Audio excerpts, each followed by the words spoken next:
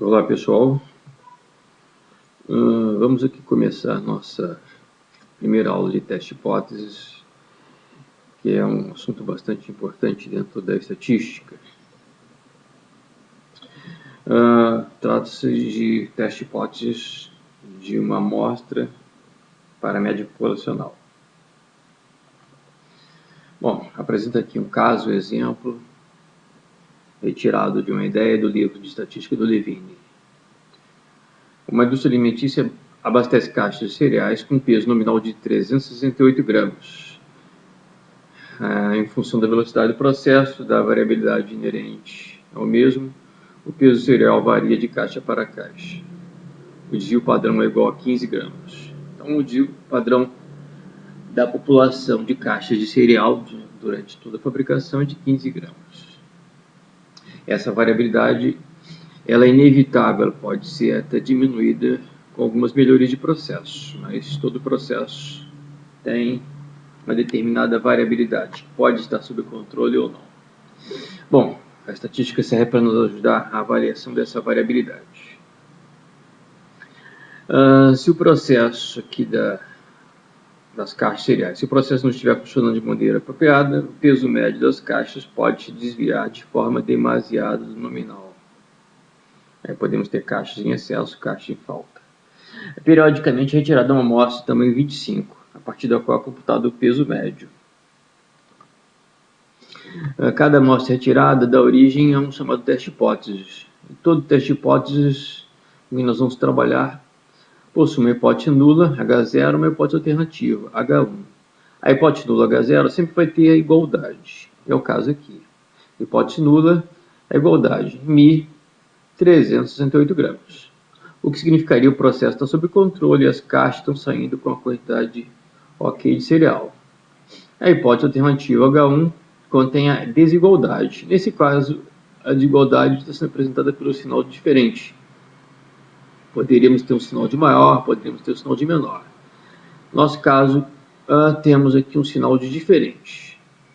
O significado da hipótese alternativa: o processo está fora de controle, produzindo caixas ou com cereal em excesso, acima de 368, ou com cereal em falta, abaixo de 368. Bom, o pressuposto para a condução de qualquer teste de hipótese é o de que a hipótese nula é verdadeira. Então, todo teste de hipótese começa com o pressuposto. A hipótese nula é verdadeira, no nosso caso. O peso médio é igual a 368 gramas. O teste de hipótese é realizado para testar a hipótese nula. Essa hipótese nula pode ser rejeitada ou não. Bom, nós podemos retirar uma amostra que nos leve a, por exemplo, rejeitar uma hipótese nula quando não deveríamos. É um risco. Todo teste de hipóteses está associado a um risco. É a pergunta aqui: se formos levados a rejeitar a hipótese nula, estando, no entanto, o processo sob controle, estaríamos cometendo um erro. Esse erro é denominado de erro tipo 1, é um alarme falso. Ou seja, pararemos a produção de forma desnecessária, talvez até rejeitando um lote de forma desnecessária.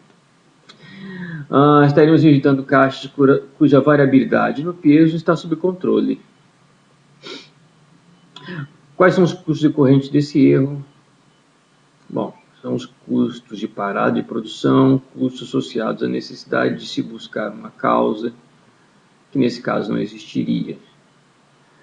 Se esses custos forem altos, devemos minimizar o risco de cometermos esse tipo de erro, tá?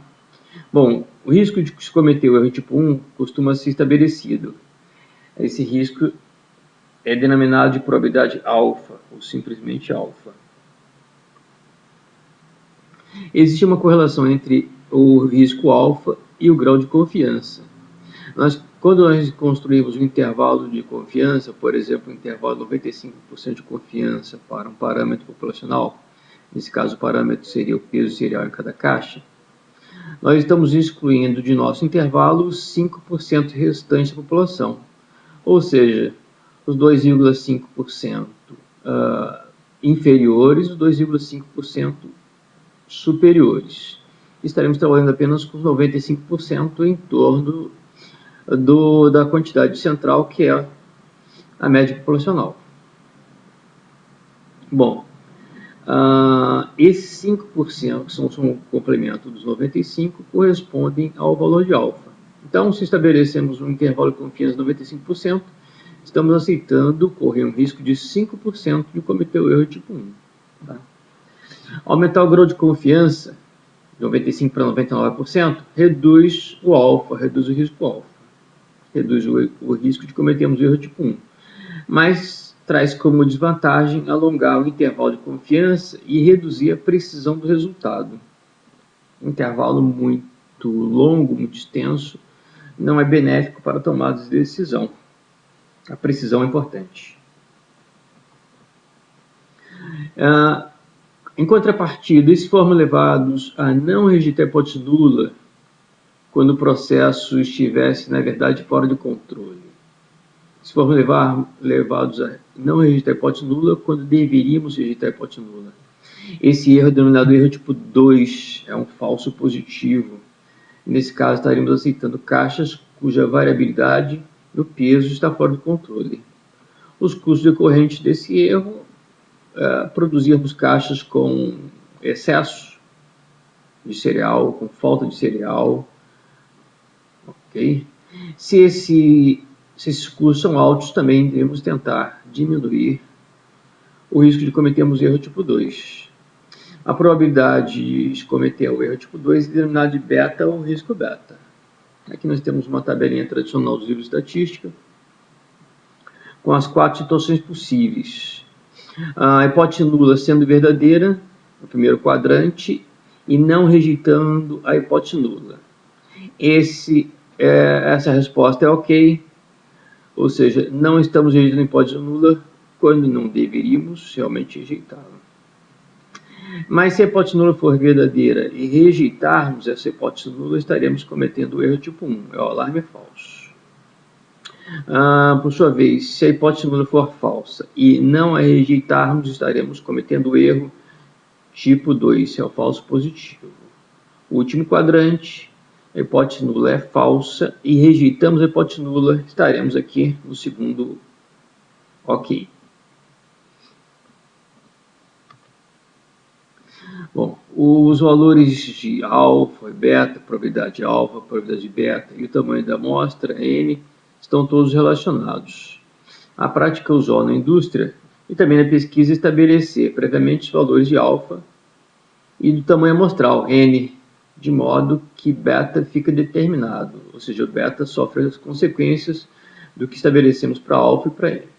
O valor de alfa mais comum é de 5%, em função de ser bastante comum o uso do grau de confiança 95%. Para erros tipo 1, com consequências mais sérias, selecione menores valores de alfa. Escolha então um tamanho de amostra, um n, com base em considerações de tempo, custo e outros fatores. Como consequência, o valor de beta, do erro beta, vai estar também estabelecido. Bom, voltando aqui ao nosso caso das caixas cereais, o que se espera é que as caixas tenham em média 368 gramas de cereais.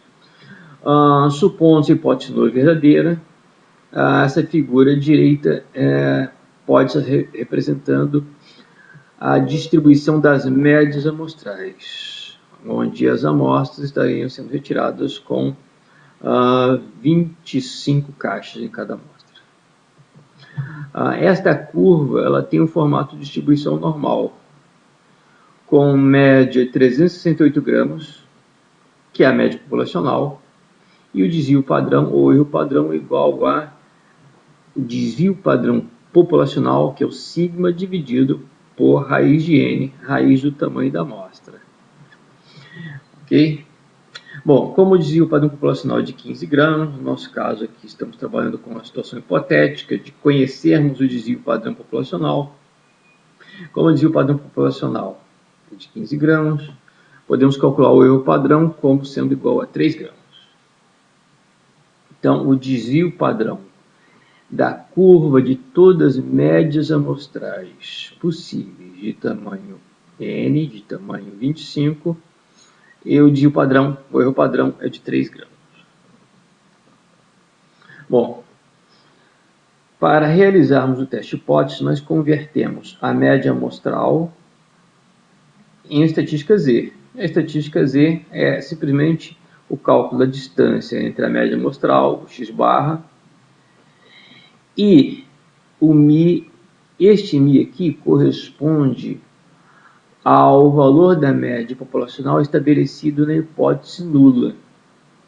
Então, o numerador contém a distância entre a média que nós vamos calcular a partir da amostra e o valor da média populacional estabelecido na hipótese nula, que no nosso caso é 368 gramas. Essa distância é convertida em número de erros padrão. O denominador é o valor do erro padrão, 3 gramas.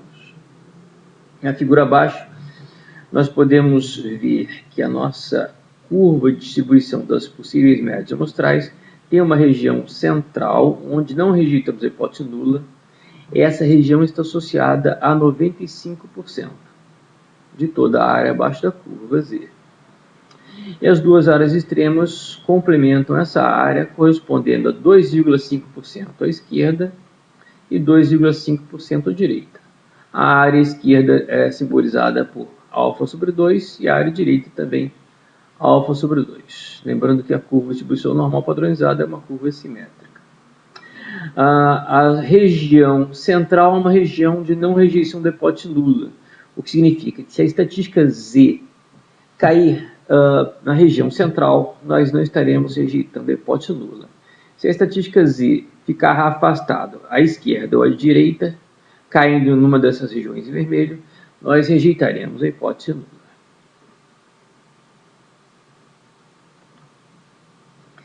Suponha que a gerente da produção deseje avaliar o processo com 95% de confiança. As regiões extremas em vermelho representam médias amostrais pouco prováveis de ocorrer, pressupondo que o processo esteja sob controle. Lembrando sempre que realizamos o teste de hipóteses partindo da premissa do pressuposto que a hipótese nula é verdadeira. Então, estamos aqui partindo da premissa de que a quantidade de cereais nas caixas tem um valor médio de 368 gramas. Ok? Bom, essas probabilidades pequenas de cairmos na região extrema esquerda ou extrema direita, essa probabilidade é a probabilidade de cometermos o erro tipo 1, é o valor do alfa. Então, essas duas áreas extremas somadas dão um valor de alfa que é de 5% ou 0,05, já que estamos querendo trabalhar com um grau de confiança de 95%. Bom, de acordo com a tabela Z, nós podemos encontrar um valor crítico de Z, tanto à esquerda quanto à direita, onde esse valor crítico vai delimitar as duas regiões, a região de rejeição à esquerda e a região central, assim como o valor crítico superior vai delimitar a região central com a região de rejeição à extrema direita. Nós podemos verificar na tabela Z, que para uma área à extrema esquerda igual a 0,025, o valor de Z, que agora vai ser um valor denominado de Z crítico, esse valor de Z é igual a menos 1,96. Então, o valor crítico de Z fronteira, na região esquerda, menos 1,96. E por simetria, o valor crítico de Z na extrema direita é de mais 1,96. Vamos supor que nós retiramos uma amostra de tamanho 25 e a média amostral deu um pouco menos do que 368 gramas. Deu 362,6 gramas, corrigindo aqui gramas no milímetros. Nós podemos dizer que o processo está fora de controle, já que a quantidade de cereal, a média, deu um valor inferior a 368, ou nós podemos interpretar que a diferença entre 362,6 e 368 gramas é simplesmente resultante do comportamento aleatório das variáveis do processo. Ou seja, é inevitável que algumas caixas tenham um pouco menos de cereal, outras caixas tenham um pouco mais de cereal. Se essa variabilidade for inerente ao processo e nós não tivermos retirado uma amostra com uma média extremamente baixa, nós não estaremos rejeitando a hipótese nula. Mas vamos lá, vamos aqui realizar o teste hipótese a partir dessa média amostral. Bom, vamos transformar essa média amostral, 362,6 gramas, em uma estatística Z. Aqui temos o cálculo da estatística Z. Podemos ver que a distância entre a média amostral e o valor apresentado na hipótese nula é de 1,8 erros padrão, a média amostral estando abaixo do 368. Então temos uma estatística de um Z negativo de 1,80. Como o valor crítico de Z na região esquerda de menos 1,96, a estatística Z, a estatística amostral Z, não cai na região de H1, ela fica na região de H0, na região central. Okay? Então, nós não podemos dizer que a distância entre 362,6 gramas e 368 é significativa. Essa distância não é significativa, é decorrente simplesmente em função do erro aleatório, da variabilidade inerente ao processo. Assim, não é pouco provável que se possa extrair uma amostra com média de 362,6 gramas a partir de uma população com uma média de 368 gramas e desvio padrão de 15 gramas. Ok? Considerando-se a amostra de tamanho 25. Então, nesse caso, não devemos rejeitar a hipótese nula. Ok? Nós não podemos, então, rejeitar o pressuposto da hipótese nula de que o processo esteja produzindo caixas com peso médio de 368 gramas de cereal. Então, não podemos dizer que o processo está fora de controle. Não temos respaldo estatístico para dizer que o processo merece uma avaliação. A produção merece uma avaliação.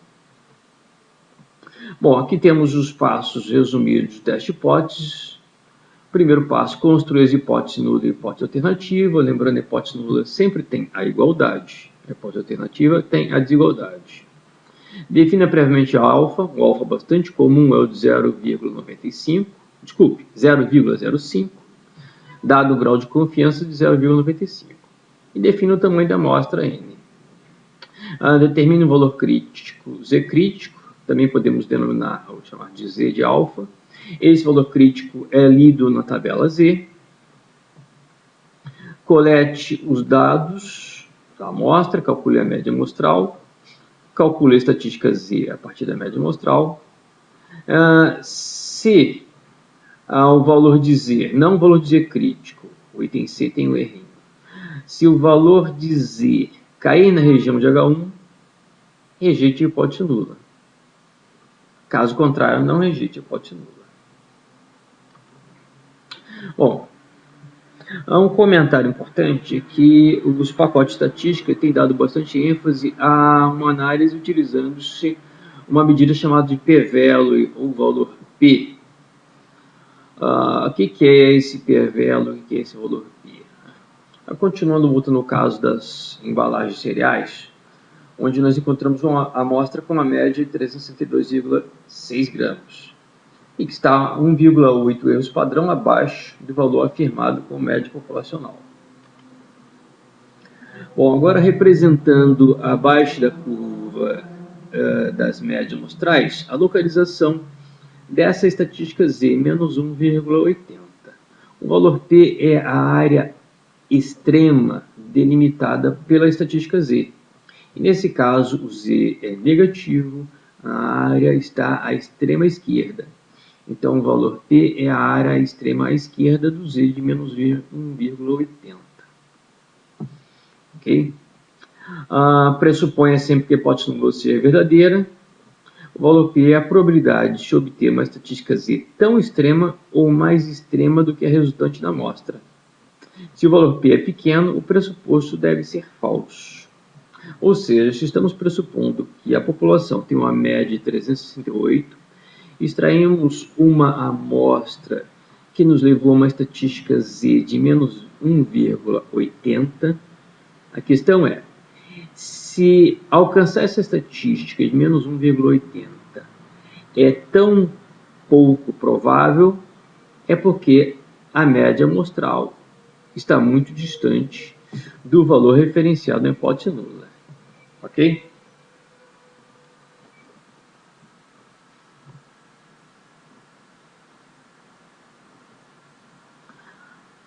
Bom, os valores de alfa e p-value, ou valor P, são medidos a probabilidade de cometer o erro tipo 1. O alfa é o risco que está disposto a correr. Então, quando desejamos trabalhar com 95% de confiança, é porque aceitamos correr um risco de 5% ou 0,05 de cometer o erro tipo 1. Esse risco alfa também é denominado de significância. Já o valor P, ou p-value, é o risco efetivo de cometer erro tipo 1 de acordo com a amostra. Então, como vimos no slide anterior, calculamos um p-value associado a uma estatística z de menos 1,80. Nós poderíamos ter encontrado uma amostra cuja média nos desse uma estatística z ligeiramente inferior a menos 1,80, ligeiramente superior. Então, o valor P é o risco efetivo decorrente do resultado apresentado pela amostra. Se o valor P é inferior ao alfa, nós podemos rejeitar a hipótese nula. Caso contrário, não rejeitamos a hipótese nula. Ou seja, se o valor P é inferior ao alfa, é porque o risco efetivo de cometermos o erro tipo 1 é inferior aos 5%, que consideramos aceitável. Ou simplesmente nós podemos rejeitar a hipótese nula sempre que o valor P for pequeno, não necessitando uma comparação com alfa. Então, se você tiver um teste de hipótese realizado, encontrar um valor P que você considere bastante pequeno, rejeite tranquilamente a hipótese nula. O seu risco de cometer o erro tipo 1 vai ser bastante pequeno. O valor P é um nível de significância observado a partir do comportamento amostral. Bom, o valor P para o problema das caixas cereais pode ser encontrado na tabela de distribuição normal padronizada. A probabilidade de extrairmos uma amostra que corresponda a um valor de z menor do que menos 1,80 é 0,036. Para um teste hipótese bicaudal, o valor P também considera a probabilidade de termos um z maior do que mais 1,80. Ou seja, para um teste bicaudal, nós duplicamos a área encontrada a partir da estatística z. O nosso valor P, o p-value, vai ser então o dobro de 0,036, ou seja, 0,072, 7,2%. Interpretando o valor P, pressupondo-se que a hipótese nula seja verdadeira, a probabilidade de retirarmos uma amostra aleatória cujo valor de z seja tão extremo ou mais extremo quanto menos 1,80 ou mais 1,80, essa probabilidade é igual a 0,072, ou seja, 7,2%. Como essa probabilidade não é diminuta, em comparação ao 0,05 ou 5%, não podemos rejeitar a hipótese nula. Assim, não podemos rejeitar a hipótese de que as caixas de cereais estão saindo com um peso médio de 368 gramas. Lembrando, se trabalhamos com 95% de confiança, aceitamos correr o risco de 5% cometermos o erro tipo 1. A nossa média amostral está nos apontando que o risco efetivo que estamos correndo de cometermos o erro tipo 1, se rejeitarmos a hipótese nula, é superior a 7,2%. É um risco maior do que o desejado. Por isso, não devemos rejeitar a hipótese nula.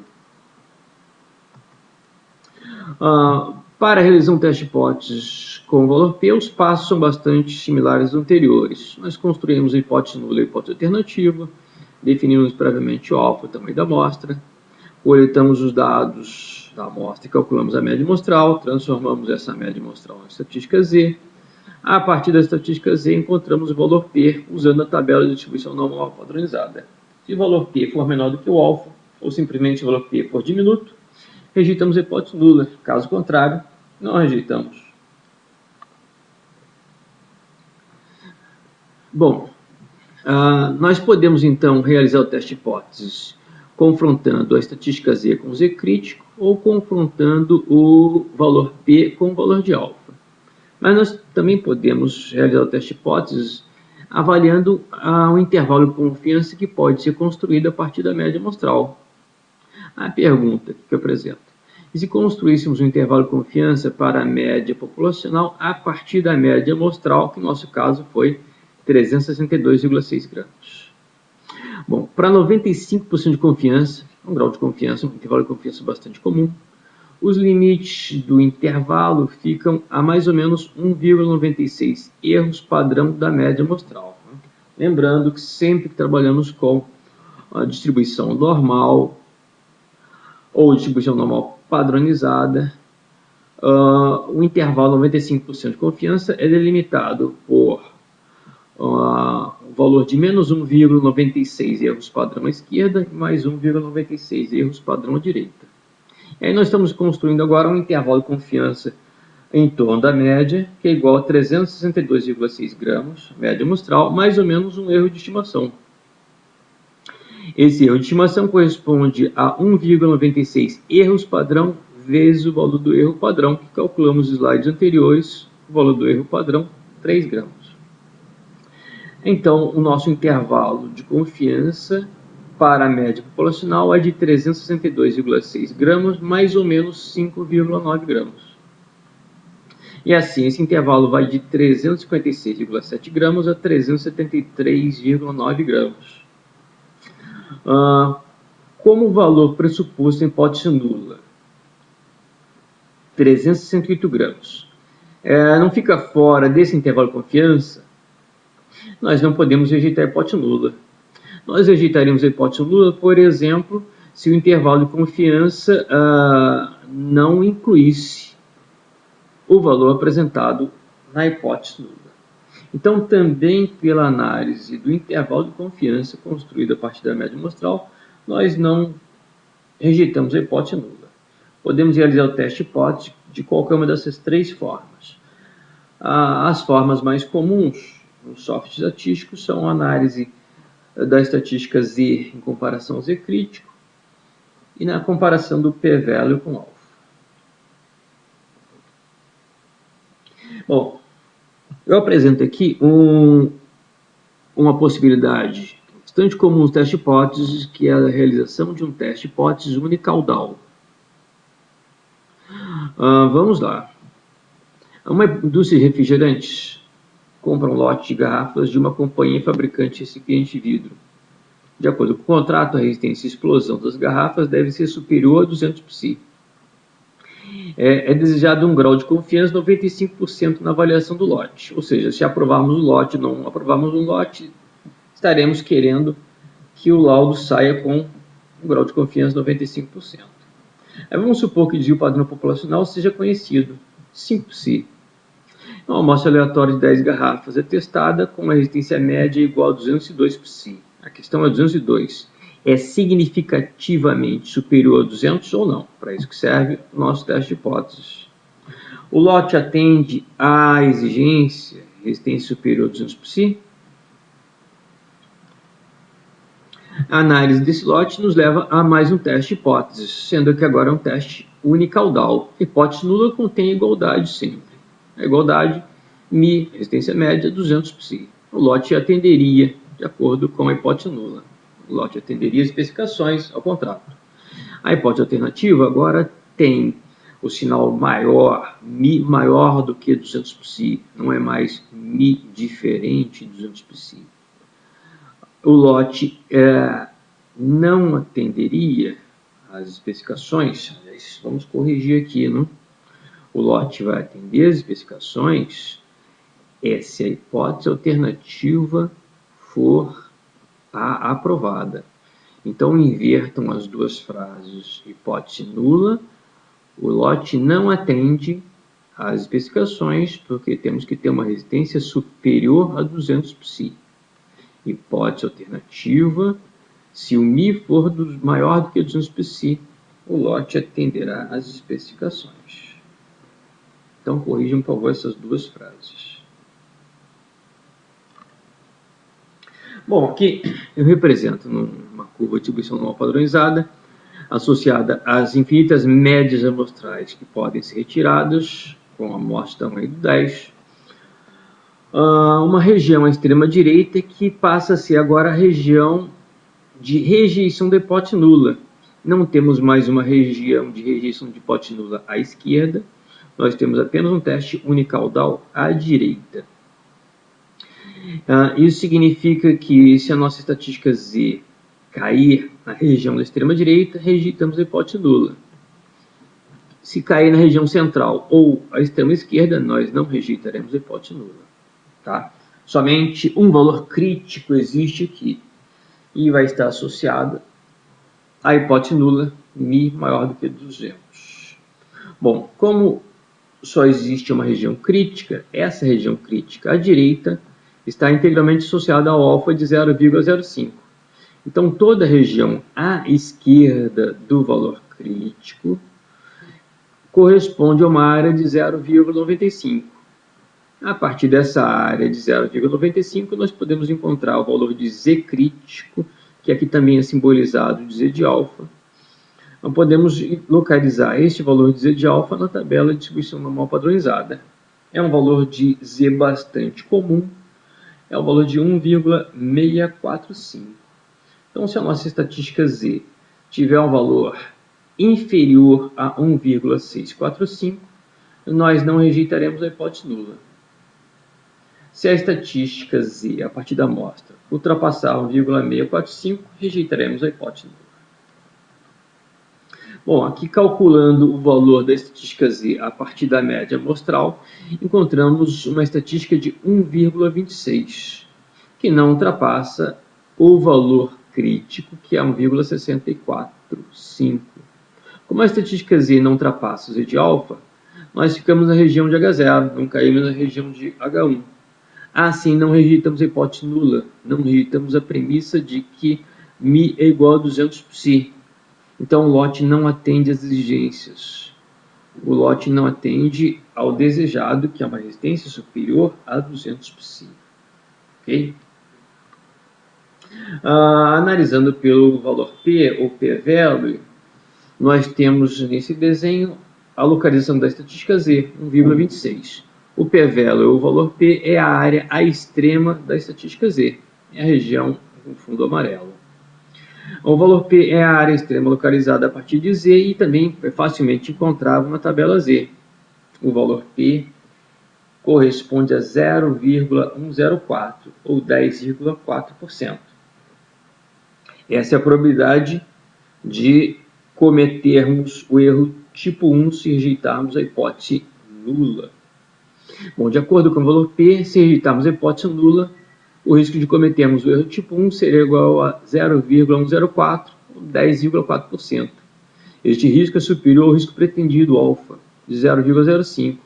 Assim, não devemos rejeitar a hipótese nula. Não devemos rejeitar o pressuposto de que a resistência média das garrafas é de 200 π. Ok? Com isso, terminamos a nossa primeira aulinha de teste hipóteses para a média.